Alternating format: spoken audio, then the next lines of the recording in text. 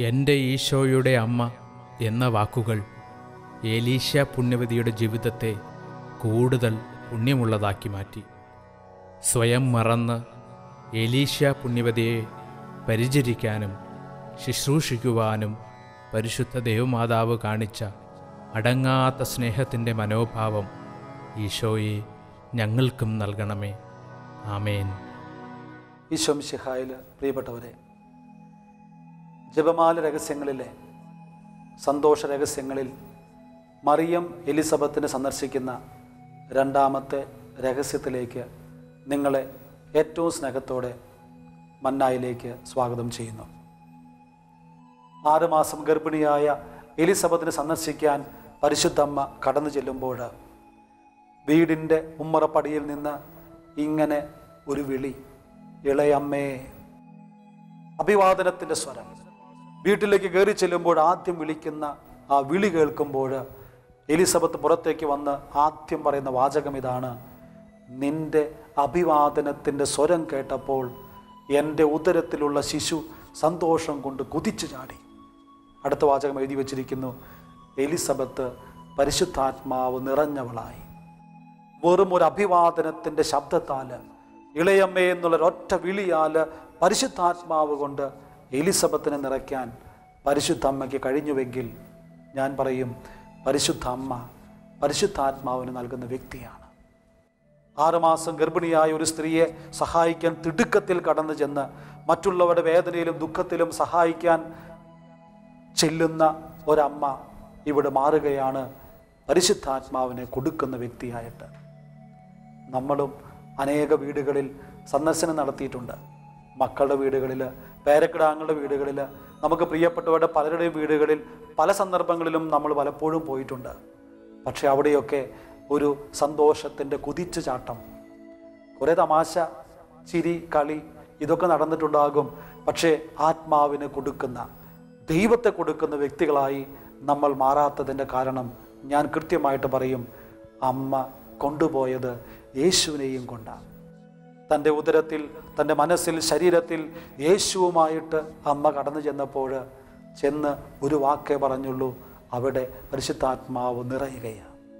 ഇന്ന് നമ്മുടെയൊക്കെ സന്ദർശനങ്ങളിലും വാക്കുകളിലും പ്രവർത്തനങ്ങളിലും മറ്റുള്ളവരിലേക്ക് ദൈവത്തെ കൊടുക്കാൻ കഴിയാത്തതിൻ്റെ ഒരൊറ്റ കാരണം ഞാനും നിങ്ങളും യേശു എന്ന വ്യക്തിയാൽ നിറയപ്പെടാത്തതാണ്. അപ്പസ്തോല പ്രവർത്തനങ്ങൾ 8-ാം അധ്യായം 4 മുതൽ 17 വരെയുള്ള വാക്യങ്ങളിൽ സമറിയായിലെ പീലിപ്പോസ് വചനം പ്രസംഗിക്കുകയാണ്. അനേക രോഗശാന്തികൾ, അത്ഭുതങ്ങൾ നടന്നു റിപ്പോർട്ട് സ്ലീഹന്മാർക്ക് കിട്ടി. ആ ജനം പരിശുദ്ധാത്മാവിനെ സ്വീകരിച്ചിട്ടില്ല എന്ന് തിരിച്ചറിഞ്ഞപ്പോൾ സ്ലീഹന്മാർ പത്രോസിനെയും യോഹന്നാനെയും പറഞ്ഞയക്കുകയാണ് അവരുടെ മേൽ കരങ്ങൾ വെച്ച് പരിശുദ്ധാത്മാവിനെ കൊടുക്കാനായിട്ട്. പ്രിയപ്പെട്ടവരെ, വർഷങ്ങൾക്ക് ശേഷം അപ്പസ്തോലന്മാർ പരിശുദ്ധാത്മാവിനെ കൊടുക്കുന്നവരായി മാറിയെങ്കിൽ ഇവിടെ തിരിച്ചറിയുക, പരിശുദ്ധ അമ്മ പരിശുദ്ധാത്മാവിനെ കൊടുക്കുന്ന വ്യക്തിയാണ്.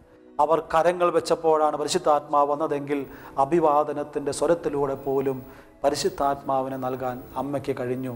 കാരണം അവൾ പരിശുദ്ധാത്മാവ് നിറഞ്ഞവളായിരുന്നു, യേശുവിനെ ഉള്ളിൽ ചുമക്കുന്നവളായിരുന്നു. എൻ്റെ ഒരു വാക്കിന് അഭിഷേകത്തിൻ്റെ ശബ്ദമുണ്ടോ? എൻ്റെ ഒരു വാക്കിന്, എൻ്റെ ഒരു നോട്ടത്തിന് ദൈവത്തെ പകർന്നു കൊടുക്കാൻ കഴിയുന്നുണ്ടോ? ഞാൻ ഓർക്കുകയാണ്, ഒരു ദിവസം ഇടവകയിൽ അവധിക്ക് ചെന്ന സമയം വിശുദ്ധ കുർബാന കഴിഞ്ഞ് റോഡിലൂടെ നടന്നു വരുമ്പോൾ പരിചയമുള്ള ഒരു വീടിൻ്റെ മുൻപിലെത്തി. പെട്ടെന്ന് ദീർഘനാളത്തെ പരിചയം ഭാവിച്ചുകൊണ്ട് ആ വീട്ടുകാരൻ, ആ ചേട്ടൻ എൻ്റെ മുമ്പിലേക്ക് വന്നു. അകത്തേക്ക് വാ, കാപ്പി കുടിച്ചു പോകാം എന്ന് പറഞ്ഞ് വിളിച്ചപ്പോൾ സ്നേഹത്തോടെ ചെന്ന് കാപ്പി കുടിച്ചു. പോരുന്നതിന് മുമ്പ് ആ വീട്ടിൽ ജനിച്ച ഒരു കുഞ്ഞിനെ എൻ്റെ മുൻപിലേക്ക് എടുത്തു കൊണ്ടുവരികയാണ്. ഒരു 3 മാസം പ്രായമുള്ള കുഞ്ഞ്. ഈ കുഞ്ഞിനെ ചൂണ്ടിക്കാണിച്ച് ആ കുഞ്ഞിൻ്റെ അമ്മ പറയുകയാണ്: അച്ഛ, ഒന്ന് കൈവച്ച് പ്രാർത്ഥിക്കുക. ഈ കൊച്ച് രാത്രിയും പകലും എപ്പോഴും കരഞ്ഞുകൊണ്ടിരിക്കുകയാണ്. ഭക്ഷണം കൊടുത്താലും ഉറങ്ങുമ്പോൾ പോലും പലപ്പോഴും കരഞ്ഞുകൊണ്ട് എഴുന്നേൽക്കുന്നു, ഞെട്ടി എഴുന്നേൽക്കുന്നു. മിക്കപ്പോഴും കരച്ചിലാണ്. ഒന്ന് പ്രാർത്ഥിക്കണം. ഞാൻ ആ കുഞ്ഞിൻ്റെ കൈകൾ വെറുതെ എൻ്റെ കൈകളിൽ എടുത്തു പിടിച്ച് വെറുതെ ഒന്ന് കൈ ചലിപ്പിച്ചുകൊണ്ട് ആ കൊച്ചിൻ്റെ മുഖത്ത് നോക്കി ഇങ്ങനെ പറഞ്ഞുള്ളൂ: കൊച്ചെ ഇനി കരയണ്ട കേട്ടോ. പ്രിയപ്പെട്ടവരെ, വേറൊന്നും പ്രാർത്ഥിക്കാൻ വേണ്ടി പോയില്ല. ഞാൻ വീട്ടിലേക്ക് മടങ്ങിപ്പോയി. പിറ്റേ ദിവസം വീണ്ടും വിശുദ്ധ കുർബാനയ്ക്ക് സംബന്ധിച്ച് മടങ്ങി വരുമ്പോൾ ആ വീടിൻ്റെ മുമ്പിലെത്തിയപ്പോൾ ആ കുഞ്ഞിനെയും പിടിച്ച് അമ്മ അവിടെ നിൽപ്പുണ്ടായിരുന്നു വഴിയിൽ. എന്നെ കണ്ടപ്പോൾ ഉടനെ പറയുകയാണ്, ജോർജച്ച ഇന്നലെ കുഞ്ഞിനോട് തമാശയായിട്ട് ആണെങ്കിലും പിന്നെ കുഞ്ഞ് കരഞ്ഞിട്ടില്ല.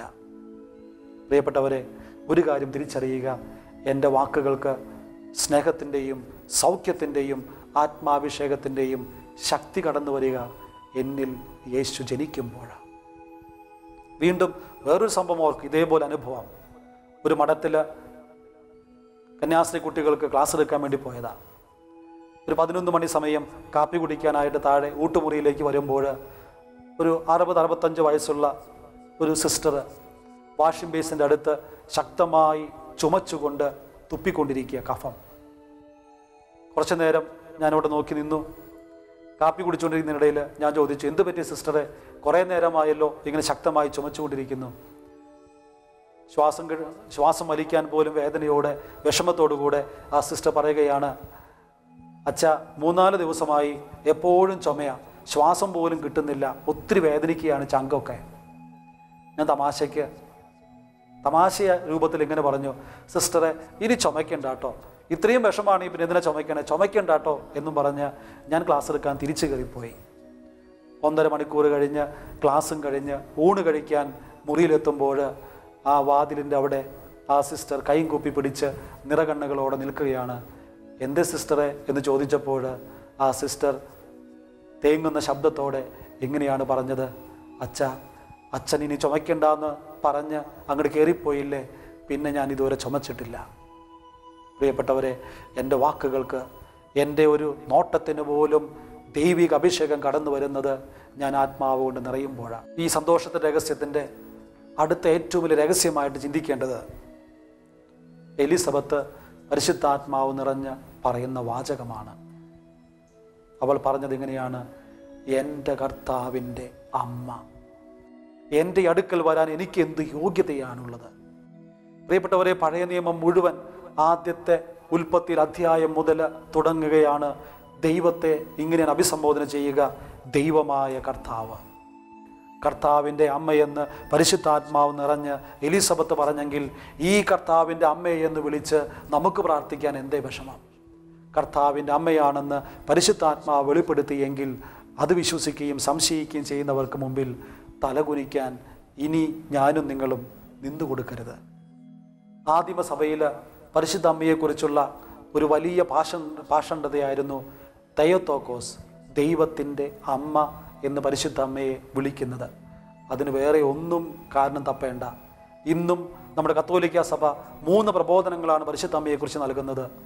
പിതാവായ ദൈവത്തിൻ്റെ മകൾ, പുത്രനായ ദൈവത്തിൻ്റെ അമ്മ, പരിശുദ്ധാത്മാവിൻ്റെ മണവാട്ടി. എങ്കിൽ ദൈവം മനുഷ്യനായി അവതരിക്കുമ്പോൾ ദൈവത്തിൻ്റെ പുത്രൻ എന്നതിനേക്കാൾ ഉപരി ദൈവം തന്നെയായ യേശുവിൻ്റെ അമ്മ, അതിനർത്ഥം ദൈവത്തിൻ്റെ അമ്മ എന്നാണ്, എൻ്റെ കർത്താവിൻ്റെ അമ്മ. അപ്പോൾ തിരിച്ചറിയുക, എലിസബത്ത് പ്രഖ്യാപിക്കുകയാണ്, എൻ്റെ മുൻപിൽ നിൽക്കുന്നത്, ഒരു കൊച്ചു പെൺകുട്ടിയുടെ രൂപത്തിൽ നിൽക്കുന്നത് ദൈവത്തിൻ്റെ അമ്മയാണ്. പരിശുദ്ധാത്മാവ് വെളിപ്പെടുത്തിയെങ്കിൽ ഇനിയെങ്കിലും അതൊന്ന് ഏറ്റുപറയാൻ തയ്യാറാകുക. ഇനിയും വീണ്ടും പറയുകയാണ്, കർത്താവിൻ്റെ വാക്കുകൾ അരുളി ചെയ്തത് നിറവേറുമെന്ന് വിശ്വസിച്ചവൾ നീ ഭാഗ്യവതി. തൊട്ടപ്പുറത്ത് മനസ്സിലെ വിഷമത്തോട് പറഞ്ഞതായിരിക്കാം, അപ്പുറത്ത് ഇതാ സ്വന്തം ഭർത്താവ് സക്കറിയാസ് ഒരു കുഞ്ഞിന് വേണ്ടി വർഷങ്ങൾ പ്രാർത്ഥിച്ചു. മാലാഖ വെളിപ്പെടുത്തുകയാണ്, നിനക്കൊരു കുഞ്ഞ് ജനിക്കുമെന്ന്. സംശയത്തോടെ അവിശ്വസിച്ചതിൻ്റെ വേദന മനസ്സിൽ തങ്ങി നിൽക്കുമ്പോഴാണ് എലിസബത്ത് പറയുന്നത്, നീ കർത്താവിൻ്റെ വാക്കുകൾ വിശ്വസിച്ചു. വിശ്വസിക്കാതെ ശിക്ഷ വാങ്ങിയവൻ സ്വന്തം വീട്ടിലിരിക്കുമ്പോൾ അമ്മയെക്കുറിച്ച് പറയുകയാ, നീ കർത്താവിൻ്റെ വാക്കുകൾ വിശ്വസിക്കുന്നവരാ. നമ്മുടെ ജീവിതത്തിൽ ഇന്ന് ദൈവത്തിൻ്റെ വാക്കുകൾക്ക് വല്ല വിലയുണ്ടോ? തൻ്റെ ജീവിതത്തിൽ ഇതൊന്നും നടക്കില്ല, സംഭവിക്കില്ല എന്ന് ഏറ്റുപറയുന്നവരുടെ കൂട്ടായ്മയിലേക്ക് നമ്മൾ മാറുമ്പോൾ എൻ്റെ ജീവിതത്തിൽ സംഭവിക്കാത്തത് എന്നതിൻ്റെ കാരണം ഇത് തന്നെയാണ്. ദൈവവചനത്തിൽ വിശ്വസിച്ച് പ്രാർത്ഥിക്കുക, ഏറ്റുചൊല്ലി പ്രാർത്ഥിക്കുക. നമുക്ക് അമ്മ ആഹ്വാനം നൽകുന്നു. ഇനിയും മറിയത്തിൻ്റെ സ്തോത്രഗീതം. എന്നെ ഏറ്റവും അധികം സന്തോഷിപ്പിക്കുന്നത് ഒരൊറ്റ വാചകമാണ്: എൻ്റെ ചിത്തം എൻ്റെ രക്ഷകനായ ദൈവത്തിൽ ആനന്ദിക്കുന്നു. എൻ്റെ മനസ്സ് ആനന്ദിക്കുന്നത് ദൈവത്തിലാണ്. നമ്മുടെ പലരുടെയും ജീവിതത്തിലെ പ്രശ്നം, നാം സന്തോഷിക്കുന്നത് വേറെ പല കാര്യങ്ങളിലാണ്. ടി വി കാണുന്നതിൽ, ചീട്ട് കളിക്കുന്നതിൽ, മദ്യപിക്കുന്നതിൽ, വീടുകളിലെ പല ജോലികൾ ചെയ്യുന്നതിൽ, ജീവിതത്തിൽ സന്തോഷം നൽകുന്ന പലതും ഉണ്ടാകും. പക്ഷേ മറിയത്തിന് സന്തോഷം നൽകിയത് ദൈവമെന്ന ചിന്തയില്ല. എൻ്റെ ചിത്തം ആനന്ദിക്കുന്നത് ദൈവത്തിലാണ്.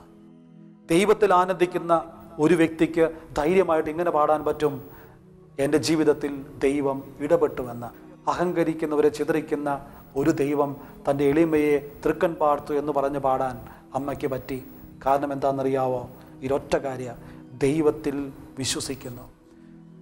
മനസ്സ് സന്തോഷം കണ്ടെത്തിയത് ദൈവത്തിലാണ്. അതുകൊണ്ട് ദൈവത്തിന് സ്തോത്രഗീതം പാടാൻ അവൾക്ക് പറ്റി. ഇന്ന് നന്ദി എന്നൊരു വാക്ക് പോലും ദൈവത്തിനോട് പറയാൻ പലർക്കും പറ്റുന്നില്ല. കാരണം എന്താ? സന്തോഷിക്കുന്നത് വേറെ പല കാര്യങ്ങളിലുമാണ്. എങ്കിൽ തിരിച്ചറിയുക, ഈ രണ്ടാമത്തെ രഹസ്യം, സന്തോഷത്തിൻ്റെ രഹസ്യം ധ്യാനിക്കുമ്പോൾ നിൻ്റെ മനസ്സ് നിറയേണ്ട ചിന്തകൾ ഇതാണ്, അതിലെ രഹസ്യങ്ങൾ ഇതാണ്. പരിശുദ്ധ അമ്മ പരിശുദ്ധാത്മാവിന് നൽകുന്ന വ്യക്തിയാണ്. മറ്റുള്ളവരുടെ ആവശ്യങ്ങളിൽ സഹായിക്കാൻ തിടുക്കം കാണിക്കുന്നവളാണ്. സകല തലമുറകളും എന്നെ ഭാഗ്യവതി എന്ന് വിളിക്കും. രണ്ട് കാര്യങ്ങളാണ്: ഒന്ന്, ദൈവം തിരഞ്ഞെടുത്തു, വീണ്ടും സ്വയം അമ്മയാകാൻ തയ്യാറാണ് എന്നുള്ള വെളിപ്പെടുത്തൽ. മൂന്നാമത്തേത്, അവൾ ദൈവത്തിൻ്റെ അമ്മയാണ് എന്ന് പരിശുദ്ധാത്മാവ് വെളിപ്പെടുത്തുകയാണ്. വീണ്ടും ദൈവിക വെളിപ്പെടുത്തലുകളെ തൻ്റെ ജീവിതത്തിൽ സംശയിക്കാതെ വിശ്വസിച്ചവളാണ് പരിശുദ്ധ അമ്മ. അവസാനമായി, ദൈവത്തിൽ സന്തോഷം കണ്ടെത്തുന്ന ഒരു പരിശുദ്ധ അമ്മ. നീ ജപമാല കൈകളിലെടുത്ത് പ്രാർത്ഥിക്കുമ്പോൾ ഇതൊക്കെ നിൻ്റെ മനസ്സിലേക്ക് ഈ രഹസ്യങ്ങളിലൂടെ കടന്നു പോകുമ്പോൾ അനുഭവമായിട്ട് മാറണം. ഒരു നിമിഷം നമുക്ക് പ്രാർത്ഥിക്കാം.